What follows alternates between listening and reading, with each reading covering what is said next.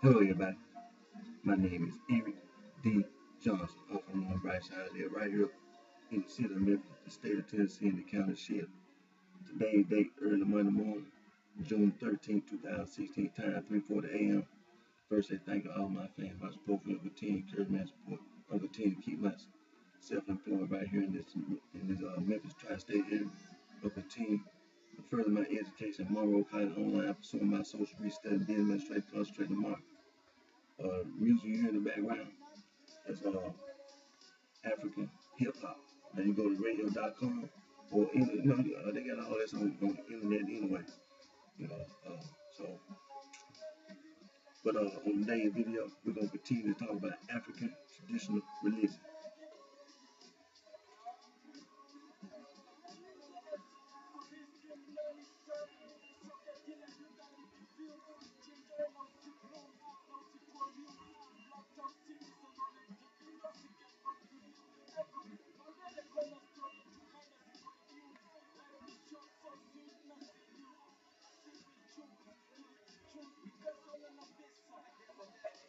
Like I said, on today's video, we're gonna continue to talk about African traditional religion. Let me try.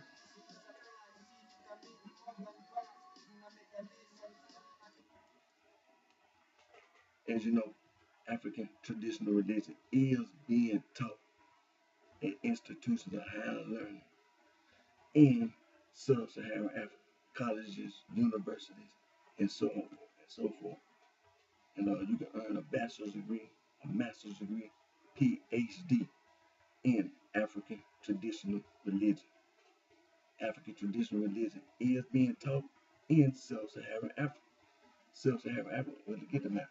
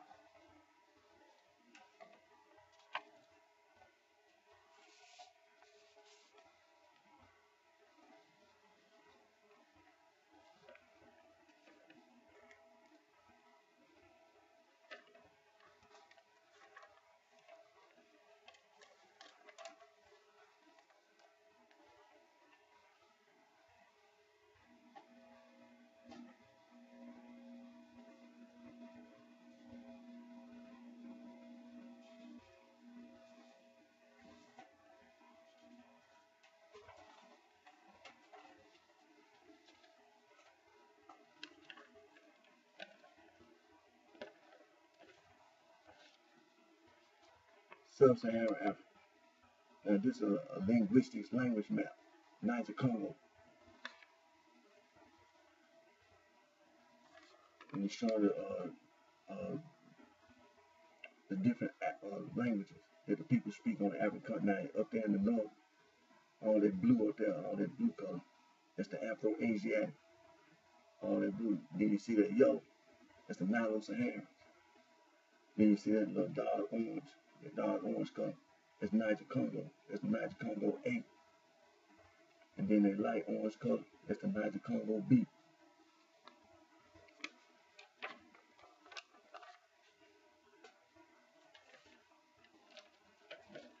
And this is the other half of the map, but this showing you sub-Saharan Africa. And as you see the little color code over there, showing you that the blue is representing the Afro-Asiatic, the yellow is representing the Nilo-Saharans, the dark orange color representing Niger Congo A, the light orange color representing Niger Congo B, Bantu.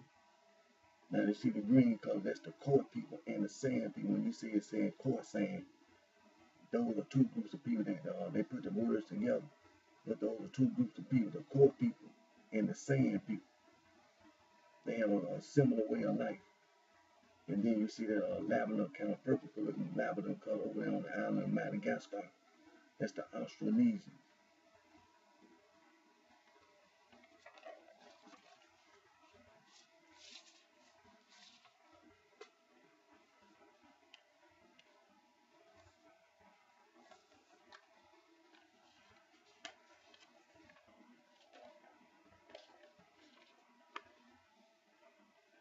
This is another language map. This is the Niger Congo language map. Now you see sub-Saharan Africa. You see sub-Saharan Africa. The Niger Congo, that's what it's showing. Niger Congo. And the languages are Niger Congo languages. The primary branch, Volta Congo. The South Volta, Bantu.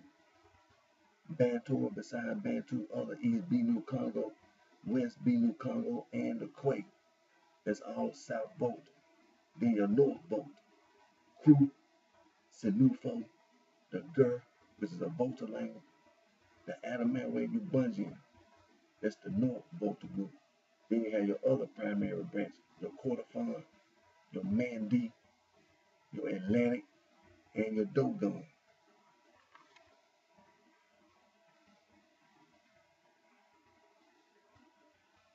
See, this is the reason why it's so important for you to know the difference between an Afro-Asiatic and a Nilo-Saharan.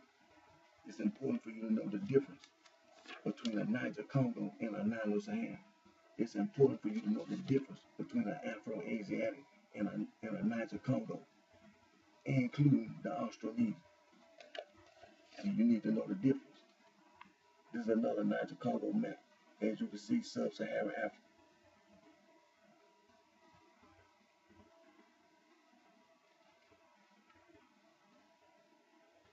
The Atlantic group, Rolo, Fule. Now you know the Sierra, they also in the Atlantic group.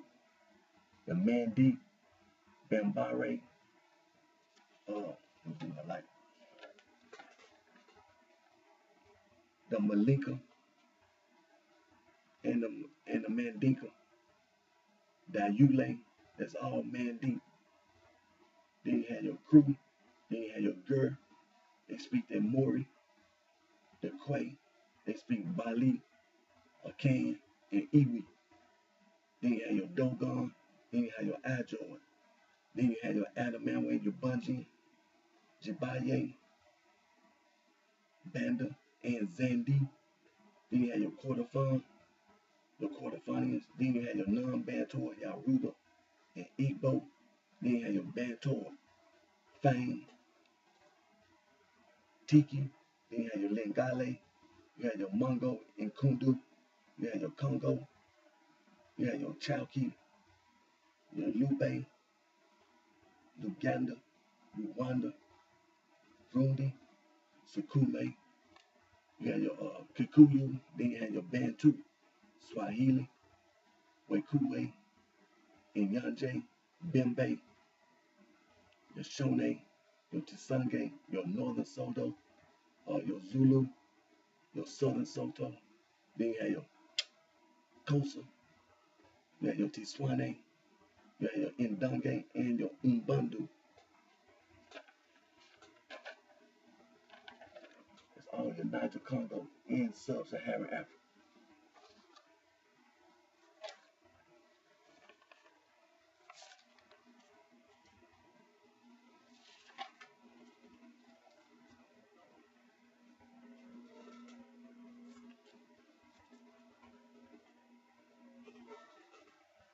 So, like I said, African traditional religion is being taught in sub-Saharan Africa. Get all the information you need, and there are options you may have. You can go to campus. You can also study African traditional religion online. The National Institute, the National Open University of Nigeria is one institution that teaches African traditional religion online. Another institute that teaches African traditional religion online, the University of South Africa. So get all the information you can. Let's go over here to ilanguages.org. ilanguages.org. Yahoo.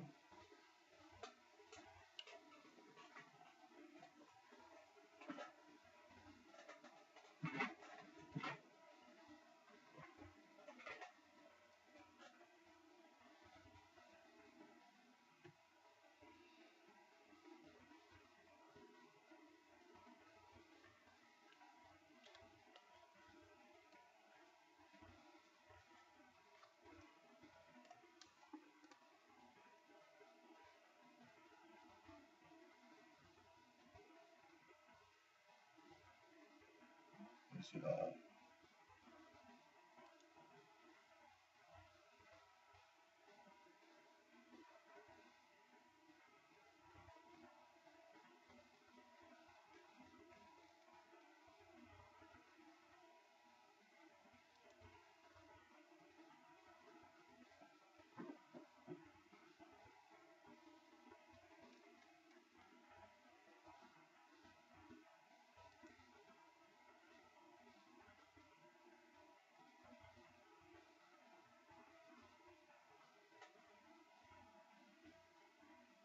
okay, let me see. We went over there yesterday.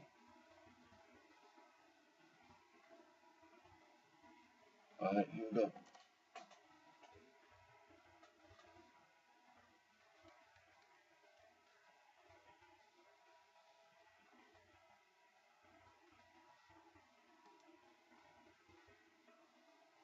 We're gonna start with Yaruba phrases first because hi, hi, what is your name?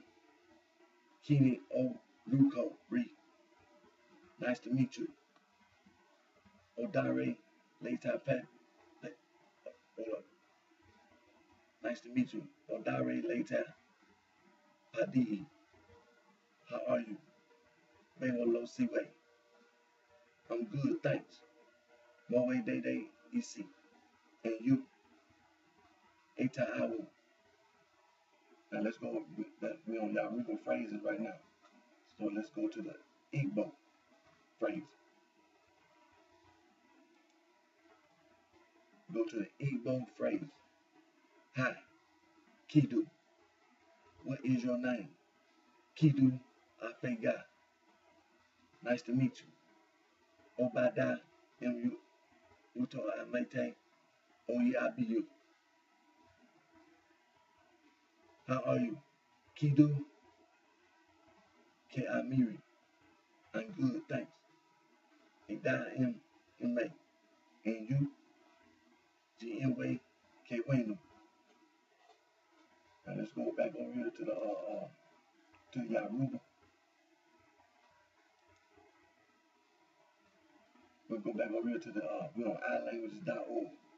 Go over here to the Yaruba vocabulary. Let's scroll down here.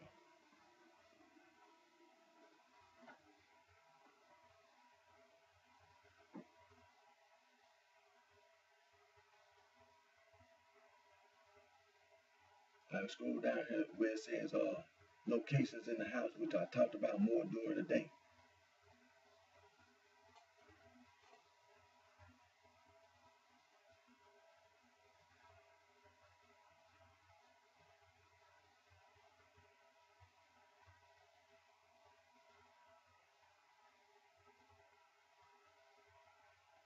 Alright, locations, we're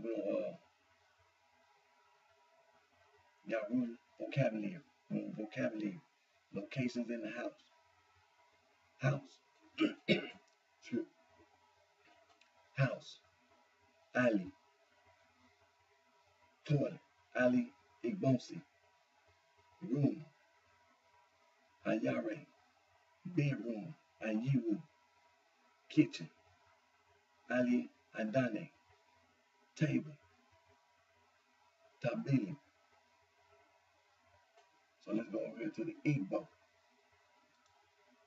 Let's go over here to the Igbo vocabulary on ilanguages.org. Scroll down where it says locations in the house. Okay, house. Yulo, you know. Toilet.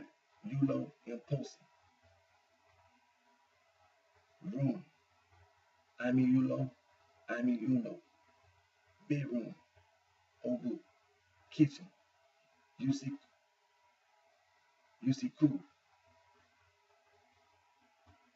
Table. And Quaco.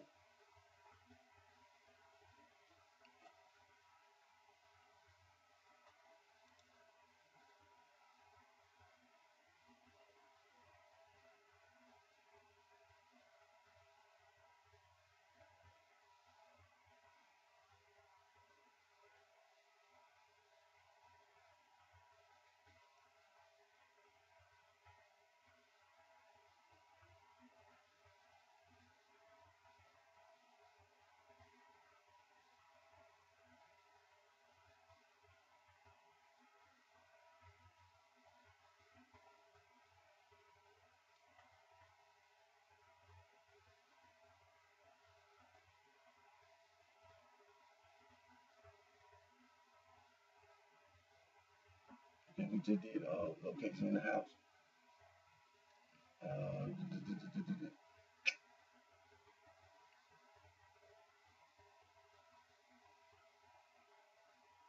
Trying. Okay. Now we're gonna go over here to the animals. Oh, did we do the Ebo?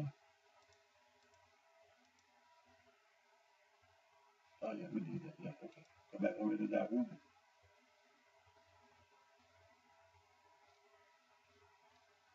Now we're gonna do the animals and pets. Animals and pets. Cat. In our room, cat. O lobo. Dog. Angel. Mouse. Ikuti. Bird. I. Cow. Melu. Horse. Isa. Now let's go over here to Igbo vocabulary. We're gonna go over here where it says animals and pets. A cat, pusu, dog, enkite, mouse, oki, bird, enunu, cow, ifa, horse, and yaye.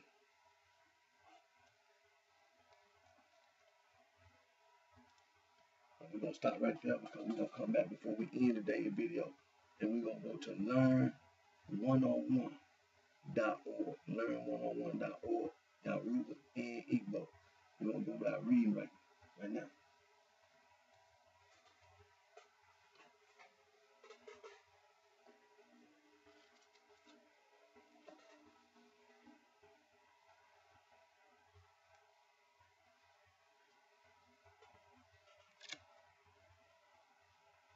We're gonna start reading. We're gonna read West African Traditional Religion, written by Dr. Joseph Omaseda Awelelu and Dr. P. Adelumo Depebu.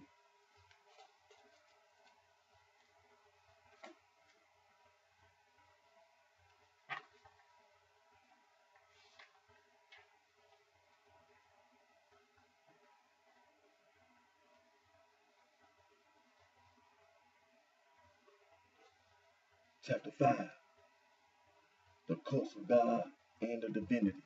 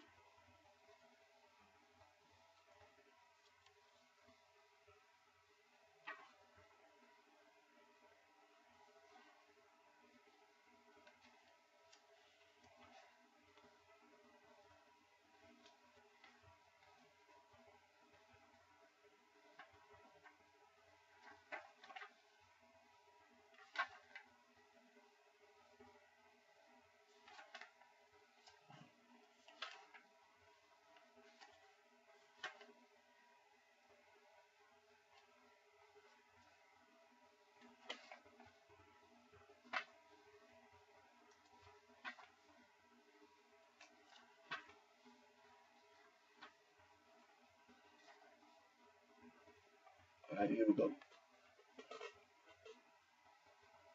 It's deep. Cultic functionaries. Cultic functionaries are religious leaders who are set apart for the service of God and the divinity. They usually have sound religious knowledge and they lead others in religious activities. In other words, they are sacred persons as well as custodians of religion. However, sacred persons may not perform the same function.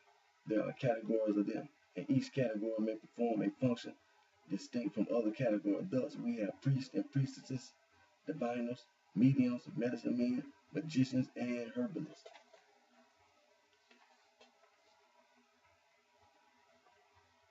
But a sacred person can also combine different functions. Let us now look at the different categories. Our priest. A priest is the official servant of a divinity. He is the mediator between God or the divinity and man. He serves as a link between the worshiper and the object of worship. He knows the divinity, hears him, and speaks to him for himself and other worshipers. As the mouthpiece of the divinity, he takes messages from him and delivers them to the people. In essence, he is the embodiment of the presence of God among worshipers. It is the duty of the priest to offer sacrifices, make offerings, and say prayers at the temple or shrine on behalf of the people. He leads in public worship and receives presents on behalf of God or the divinity.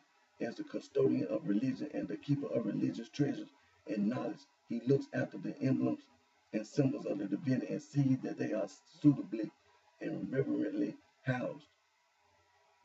His duties also include the cleaning of the shrine and the temple and furnishing them with necessary materials, especially meals and drinks.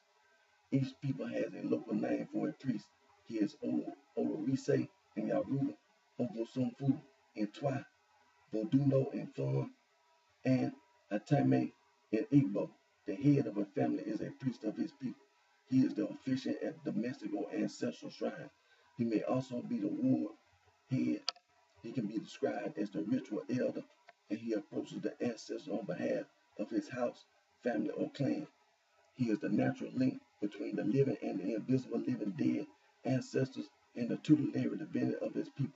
Here, priesthood does not necessarily descend from father to son, but from the senior person in the family to the next in rank.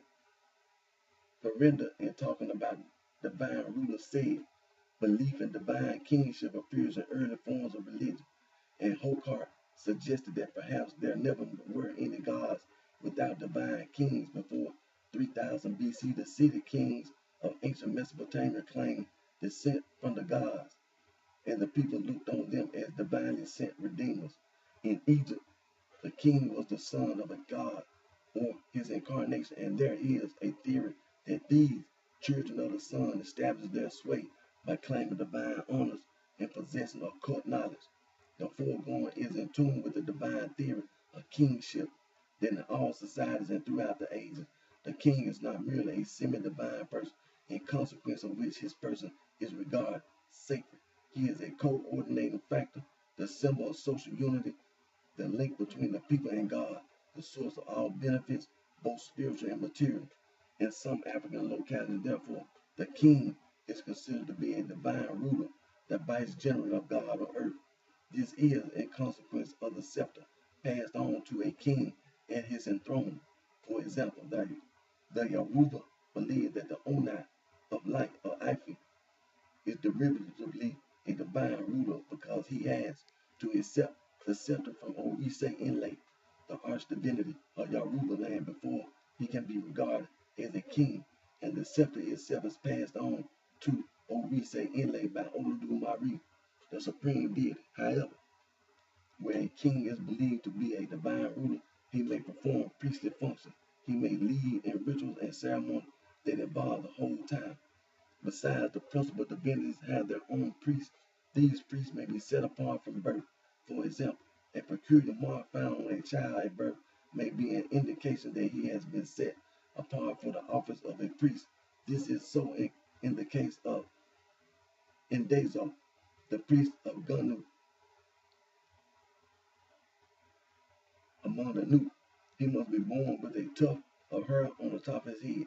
When one in Dezu dies, the person to be chosen must bear such a peculiar distinguishing mark.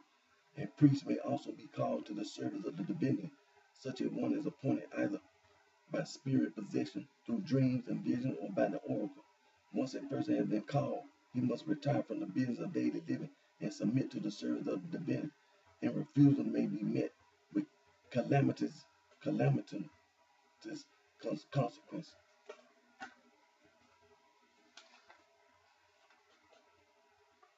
Furthermore, the office of a priest may be purely hereditary, passing from father to son. In such cases, the son usually understudies the father and learns all the secrets of the occult. At the father's death, he steps naturally into his shoes. In some towns, certain cults have a town-wide recognition.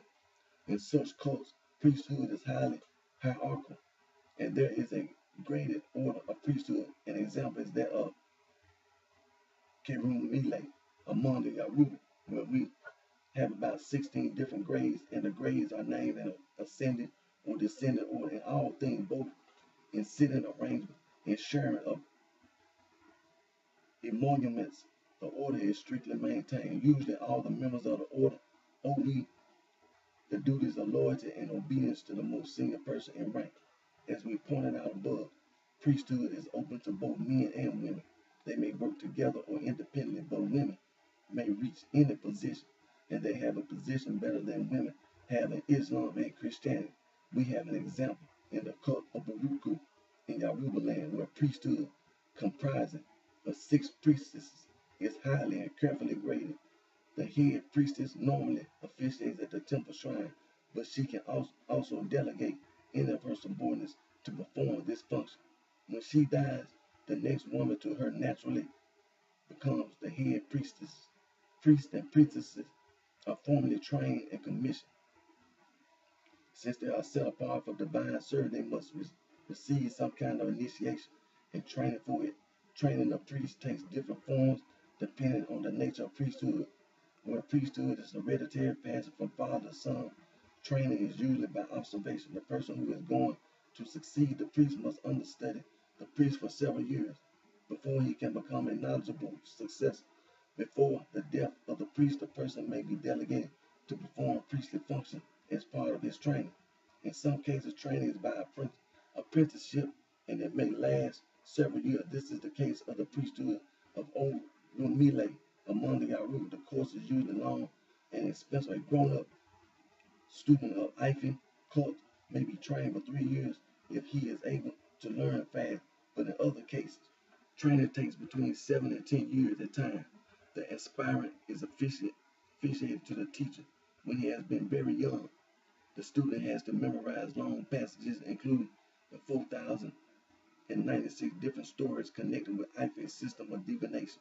The quality of his retentive memory will determine the length of his training, because the more quickly he learns the stories, the shorter will be his period of training. However, it is believed that no Ife priest is able to recite all the stories. That is why training continues long after graduation, even to the death of the priest, for the stories known to others may not be known to him. But when the student is known to have acquired a working knowledge of the principal Ife stories, he is made to undertake the elaborate ritual of initiation, and he finally graduates. The ritual takes the form of purification by water and passing a test of rubbing flaming oil on the body. If he sustains no injury, he graduates as a priest. In some areas, training of priests is done in the temples. Among the Iwi, for example, there are seminaries attached to the temples. At the seminary, priests are trained for a period ranging between 3 to 10 years. During this period, they take a course of instruction and learn the rituals, nature, and secrets of the divinity. They also learn the songs and the sacred dances of the cult, as well as the laws of mere taboos of the divinity. Above all, in all forms of training, the priest is regarded as being trained to be set apart. He must be chaste and may not have sexual intercourse whether he is married or not. He must observe strict taboos of food and actions, and must learn how to bear hardship. For example, the Ashanti priest during training must drink no spirits, must not gossip, must not quarrel or fight, must not salute his elders by bending the right, and must not salute his elders by bending the right knee and touching the ground with the right hand, must not invoke his divinity to kill or harm anyone, and must not go out at night. Such restrictions are indications that the priest is leading an ascetic life, and they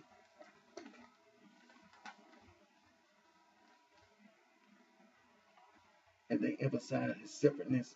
He or she is married to the divinity during training, although she could marry again or join her partner after training.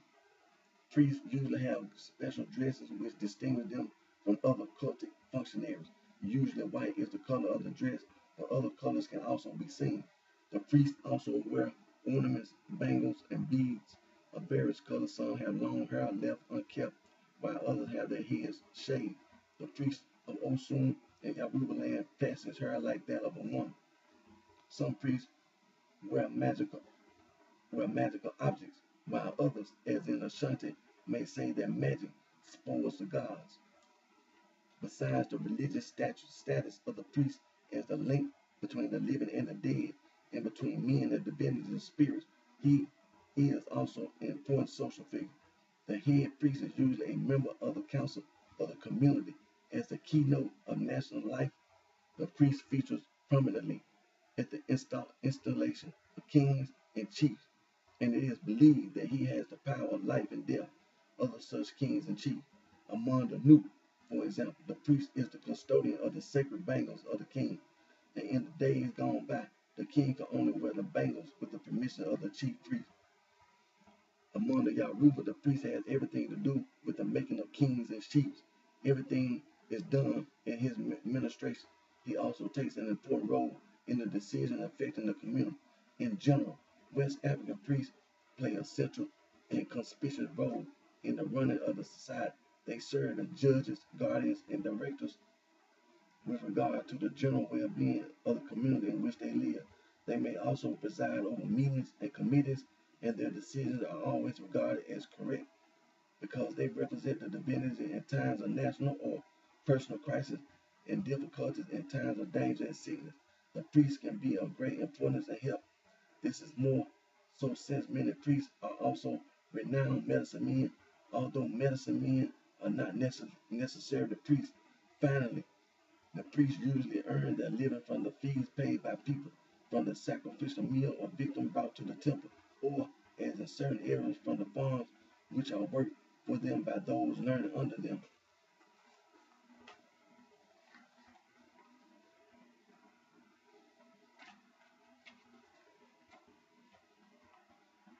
Medicine men, magicians, and herbalists. There is overlapping between these functionaries. This is seen in the fact that the same name may apply to them in the local language. Any of them may be called Onisugan in Yoruba, Sumek Kwabwefo in Twa, Emewetu in Fon, and Dabibia in Igbo. In consequence of its overlapping, we do not want to make any rigid distinction. If by medicine we mean the science or art of the prevention, treatment, and cure of disease, then a medicine man is one who has the working knowledge of making use of plant and animal substances as well as supernatural force to prevent or cure disease. If by magic we mean the art of making use of nature or supernatural force for the purpose of achieving man's ends, then a magician is a person skilled in magic.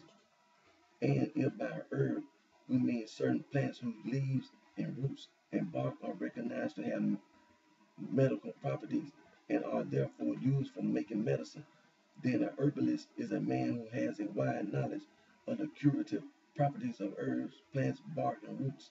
In this sense, a medicine man is a herbalist, but a herbalist is not necessarily a medicine man, since the medicine man does not make use of herbs alone, but make use of other natural phenomena in his art. We can make further distinction. Both the medicine man and the herbalist are generally good. They operate for the well-being of the society, but the magician can be good or bad. He can use his knowledge to harm or to kill. In the latter use, we come to the realm of sorcery, and the magician is then adequately referred to as a sorcerer. Despite the foregoing distinction, we know that in West Africa, the function of these different specialists or professionals may be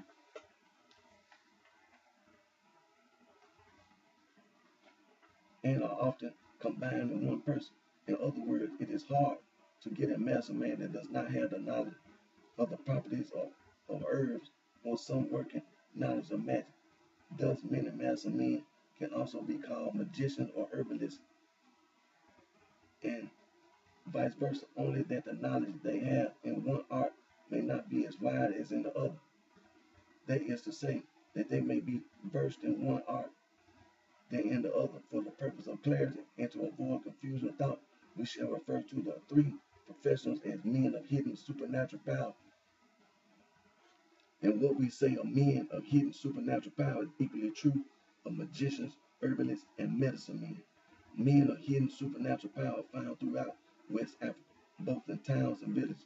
The profession is open to both men and women, but men are more than women. Their works include healing the sick, preventing diseases, protecting the individual and the society against unseen dangers and enemies, and giving assistance in many other ways. They are known to have power to make rain or prevent it, to increase the farm products, to gain popularity, to have good sales, to attract followers, and to perform other feats, which no ordinary person can perform. Men of hidden supernatural power possess such knowledge and skill which are learned by being apprenticed to a single man of hidden supernatural power. They can also acquire such power from their parents if the latter are knowledgeable in the art. Also, many men of hidden supernatural power claim to have received their knowledge and secrets from spirits or divinities through dreams or by making friends with them. They are very familiar with plants, trees, animals, and nature generally, and they know the various ways by which these can be put into use for human benefit. It is not easy to put the potency of their remedies and preparation into an empirical test, but many positive results are known to have been achieved through their practice. And if it is possible to analyze the remedies, many of them may be found to be chemically valuable. Nearly every professional man of hidden supernatural power knows and uses one form of divination. He must consult the oracle for his client when necessary in order to discern the nature of his problem and what the remedy should be. But there are many non-professional men of hidden supernatural power who usually operate for themselves and their families. They are numerous in villages as well as in towns. These do not normally learn any form of divination.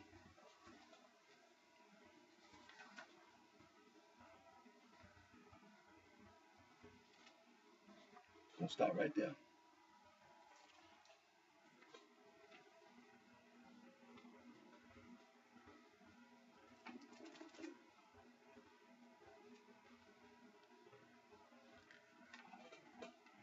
We just got to read chapter 5, the cults of God and the divinities. And we've been reading from the book West African Traditional Religion, written by Dr. Joseph Ogunsede Egbelelu and Dr. P. Adelulo Dupegu.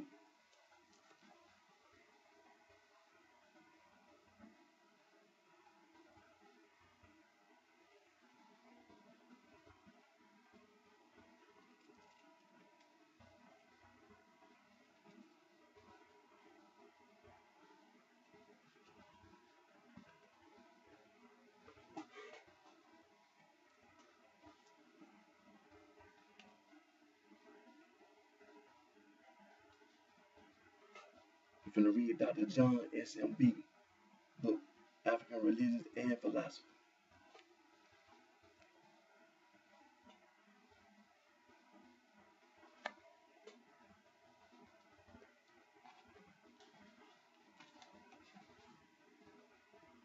We're reading from chapter 2, the study of African religions and philosophy.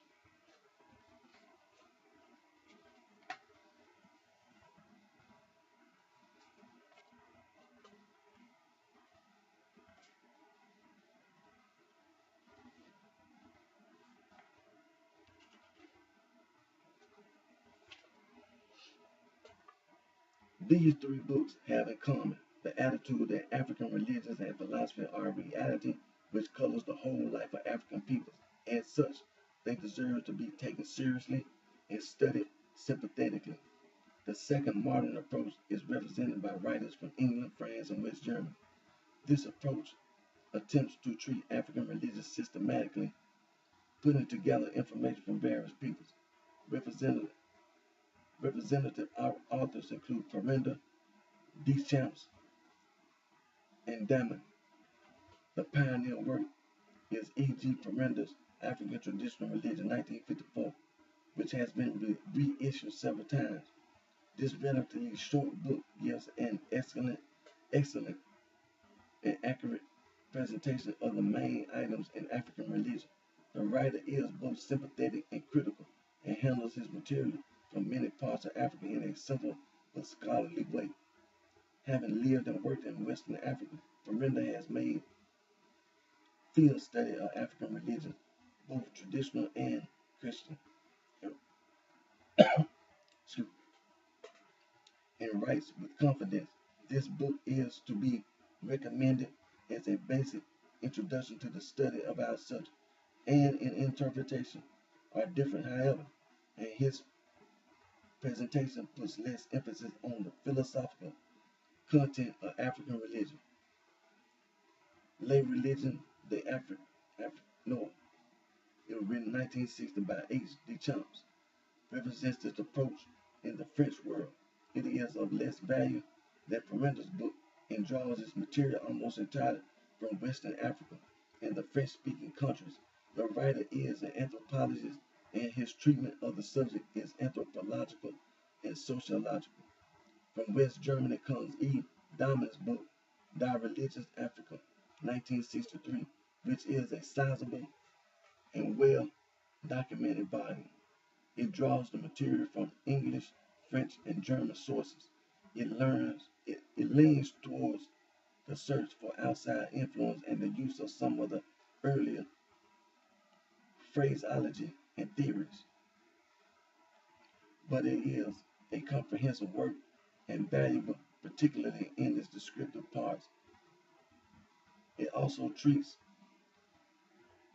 but too briefly, other religions like Judaism, Christianity, and Islam in Africa, and the impact of modern change upon religion. The third approach in the modern trend is represented best of all by two books by anthropologist E.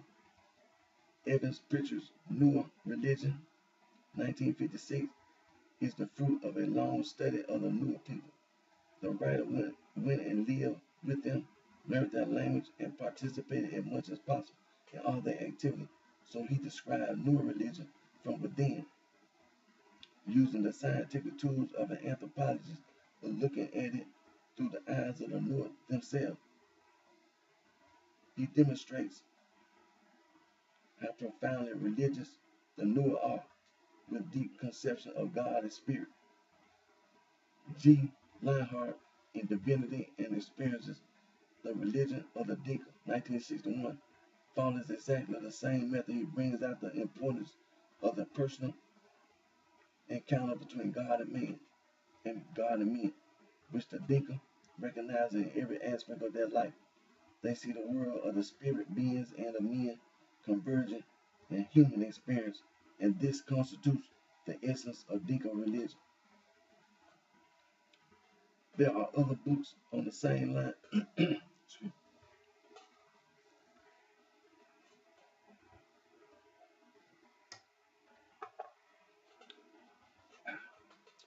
There are other books on the same line, but these two are the classical representatives. The main contribution here is in concentrating on the religion of individual peoples and treating it both in depth and in relation to the total situation of the people concerned. If such studies could be made for most African peoples, they would be of infinite value as a bank of information on African traditional religion. Such studies place African religions in the context of their sociological and cultural environment. It is to be hoped that more attention will be given to modern trends of these traditional religions. Another way of studying African religion and philosophy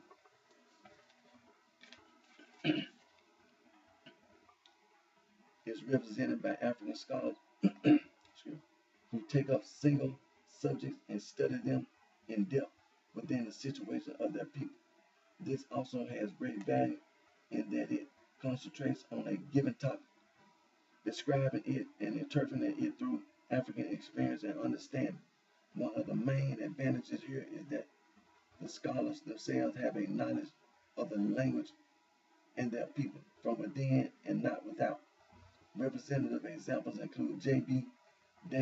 Danquah, The Achaean Doctrine of God, 1944, J.H. Nketia, Funeral Dirges of the Achaean People, 1955, A. Kagame, Late Philosophy, Bantu,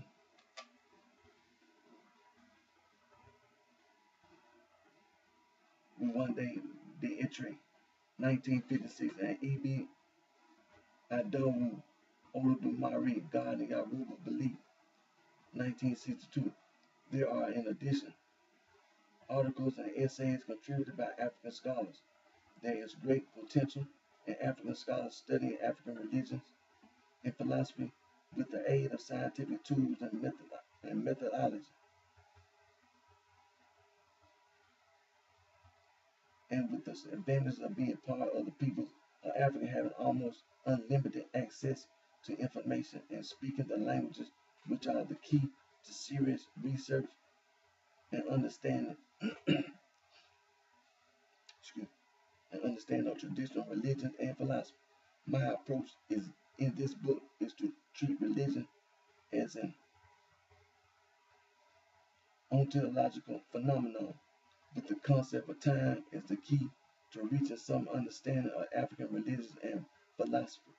I do not pretend that the notion of time explains everything, but I am convinced that it adds to our understanding of the subject, and if that much is achieved, these efforts would have been more than adequately rewarded.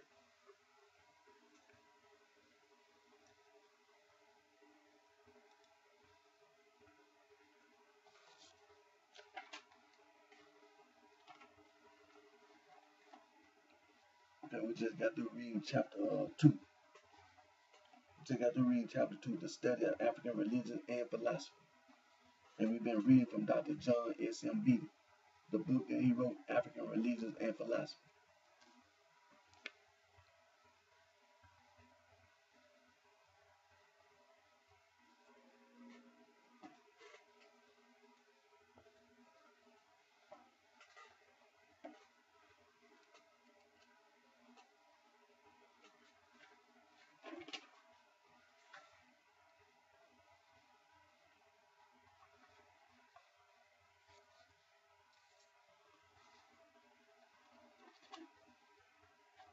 And now we're going to read African Traditional Religion, a definition by Dr. E. Baloji Adowu.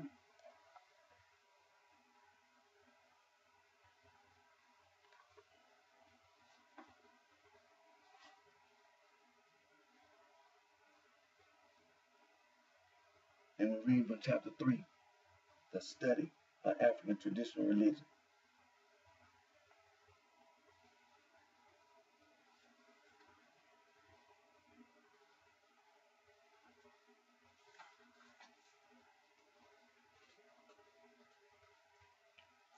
In the study of African Traditional Religion, we do not set out to glorify the dead past of Africa. This is a temptation against which African scholars especially must be on their guard. In these days of vigorous nationalism, of negritude, of African personality, there is always the tendency to wish to drag the dead back to life rather than for the living to realize their own intrinsic personalities and make sure of their own bearings for now and for eternity. If there are any values by which the forebears lived and by which the present generation are living, if there is any heritage from the past which is spiritually and morally potent for today, these are the things to be researched into, refined if need be, and preserved for posterity. It is both spiritually and morally wrong to approach our study with the mind that for Africans, whatever had or has been African practiced traditionally by Africans centuries ago, recently or currently, must be good enough. This is to study with prejudice. African scholars need to beware of being so emotionally involved as to lose their scholarly perspective. The purpose of the study should be to discover what Africans actually know, actually believe, and actually think about deity and the supersensible world. There is a whole world of difference between this and what any investigators at home or from abroad prescribe through preconceived notions that Africans should know, believe, and think. It is also to find out how their beliefs have inspired their worldviews and molded cultures in general. To achieve this end, the scholar must guard against reading in what is not there and reading out what is there with regard to African beliefs and practices. This involves the matter of critical judgment and interpretation, which are a great responsibility, especially where one is dealing with a culture that is not one's own or where one is in danger of feeling too much at home. I may give two illustrations. Once I met an Englishman in Minna, Nigeria. He told me that he was working among the Jiwari, a very interesting people. They are stone worshippers. How do you know that they are stone worshippers? I asked. Oh, one day I was traveling with the boys, his porters, and domestic servants. During the afternoon, we stopped to rest near a village. One of the boys sat on a boulder. A woman came out of a hut and was very furious with him and drove him off. That stone I gathered was their God, and that was how I knew they were stone worshippers. Recently, a research student was working in the sacred city of the Yaru. By his conversation, I discovered that he had been visiting one person, and only one, whom he called positively my informant. It turned out that my informant was one of the sophisticated sons of the place who had made up his mind long ago about what things should be, drawn his own conclusion, and closed his mind on being asked whether or not he consulted the priests and the elders of the people. Our research student said, "Oh no, my informant is very knowledgeable. He can tell me all that I want to know." I leave these two illustrations to the reader's judgment. We're going to stop right there.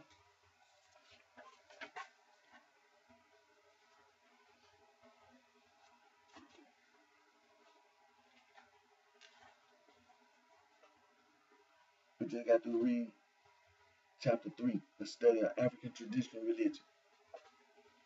And we've been reading the book titled African Traditional Religion, a Definition. It was written by Dr. E. Baloji Adowu.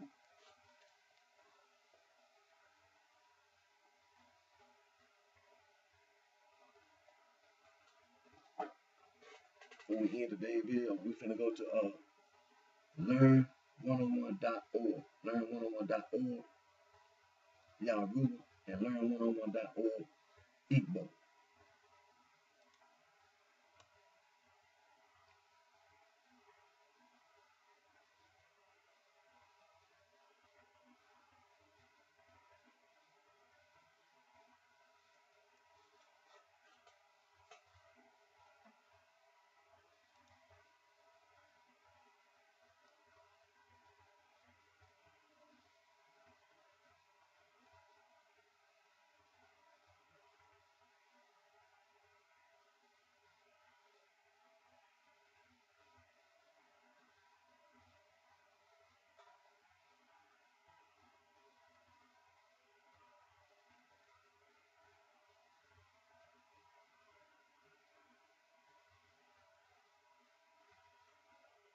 All right, here we go.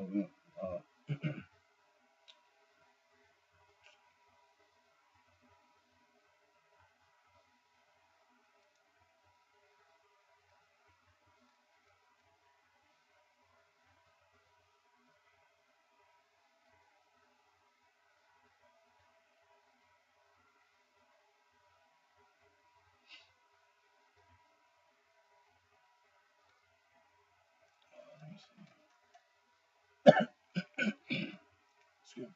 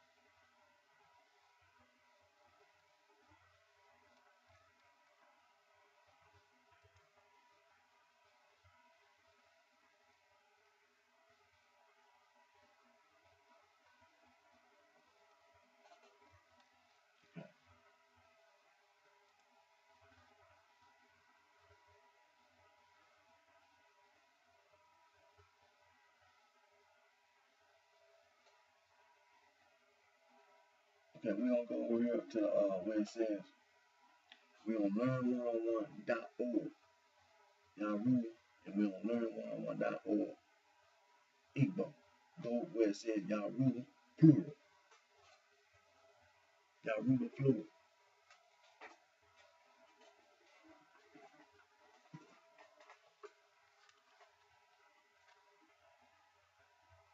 Book, Iwi, books, A1 Iwi, car, Oko, Ayokili, cars, A1 Oko, Oyikili, tree, agi, trees, A1 agi, flower, ododo, flower, A1 ododo. Now let's go over here to the Igbo.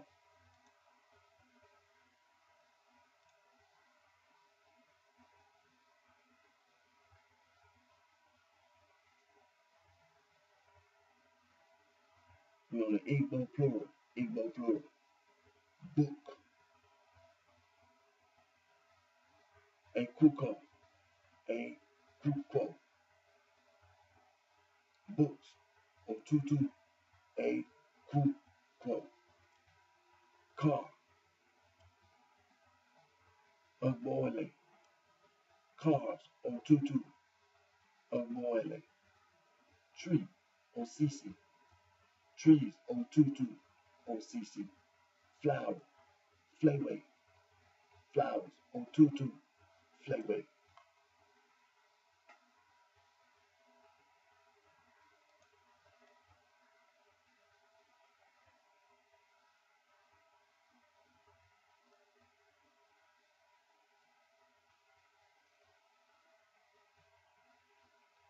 Go down there where it says, where you see the little pictures. We on learn101.org. We on Yaruba, plural. Where you see the little pictures. Where it says woman, Arabirin,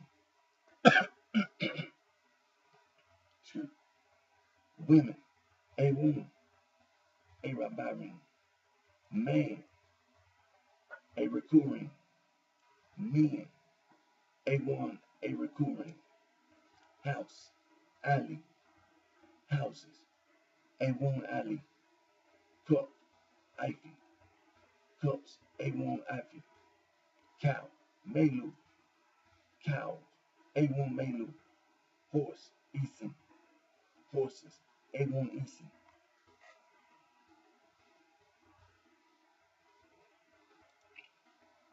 Now we're on the Igbo. We're on learn101.org. We're on the Igbo plural. Scroll down where it says, where you see the pictures. Where it says woman,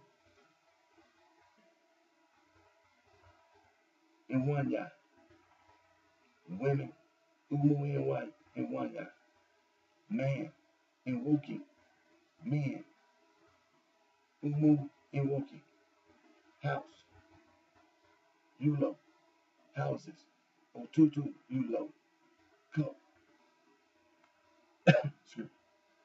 cup, ako, cups, otutu, ako, cow, ifa, iha, cows, otutu, ifa, iha, horse, eyaye, horses, otutu, eyaye.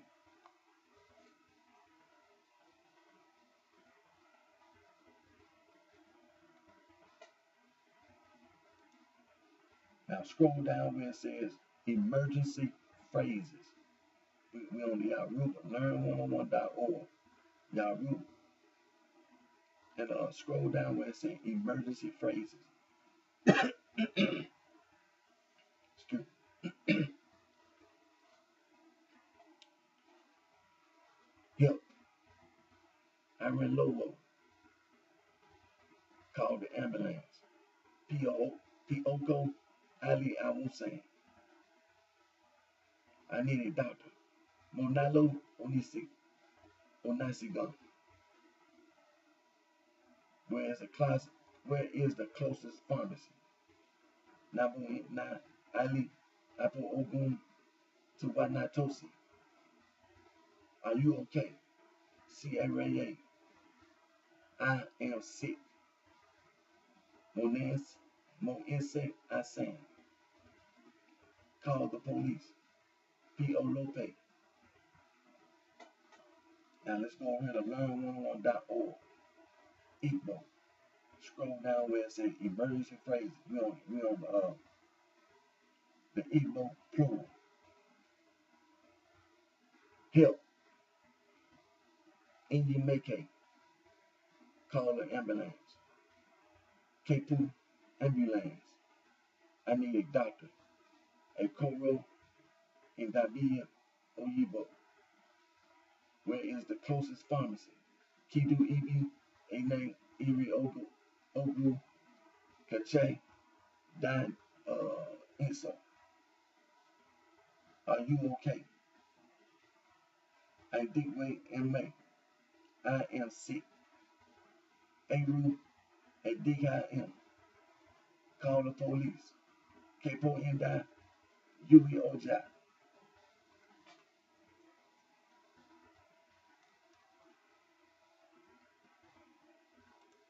Okay, we're gonna stop right there. And again, my name is Eric D. Johnson, also known as BrightShine. I live right here in the city of Memphis. It's in the state of Tennessee, the county sheriff. I want to thank all my fans, my support, your continued encouragement and support. I'm continuing to work on my entertainment, my music interest. And to my next video, take care of yourself. I wish each and every one of you very best.